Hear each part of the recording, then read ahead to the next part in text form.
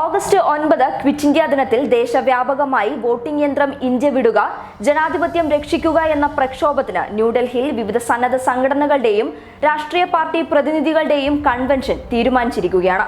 2019 ലോക്സഭാ തെരഞ്ഞെടുപ്പിൽ നടന്ന അട്ടിമറികളെക്കുറിച്ചുള്ള പല വാർത്തകളും പുറത്തുവന്നതിന്റെ പശ്ചാത്തലത്തിലാണ് ഇത്തരമൊരു നീക്കമെന്ന് സംഘാടകർ വ്യക്തമാക്കി.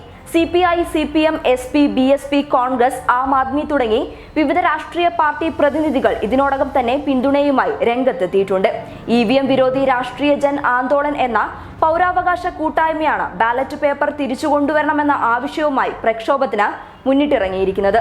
EVM ഹട്ടാവോ ദേശ് ബച്ചാവോ എന്ന മുദ്രാവാക്യമാണ് ക്യാമ്പയിനായി ഉപയോഗിക്കുന്നത്.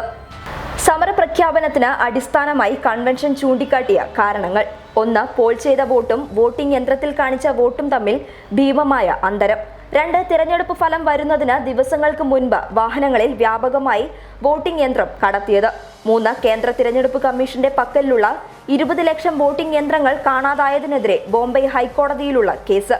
4. ജനാധിപത്യം അട്ടിമറിക്കുന്ന തരത്തിൽ വോട്ടിംഗ് യന്ത്രത്തിലെ കൃത്രിമം.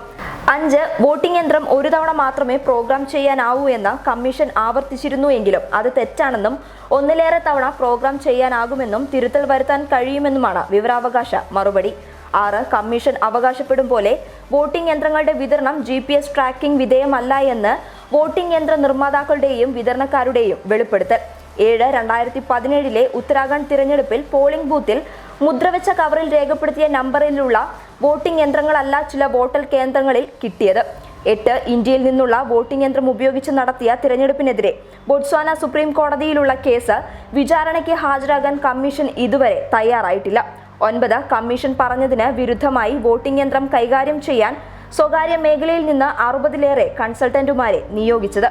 കൺവെൻഷനിൽ മുഖ്യ സംഘാടക ഷബ്നം ഹാഷ്മി, ആം ആദ്മി പാർട്ടി നേതാവ് സഞ്ജയ് സിംഗ്, CPI നേതാവ് D. രാജ, BSP നേതാവ് ഡാനിഷ് അലി, CPM നേതാവ് നീലോൽപൽ ബസു, സമാജ്വാദി പാർട്ടി നേതാവ് ജാവേദ് അലി തുടങ്ങിയവർ പങ്കെടുത്തു. സംഘടനയുടെ വെബ്സൈറ്റും കൺവെൻഷനിൽ ഉദ്ഘാടനം ചെയ്തു. News desk public Kerala.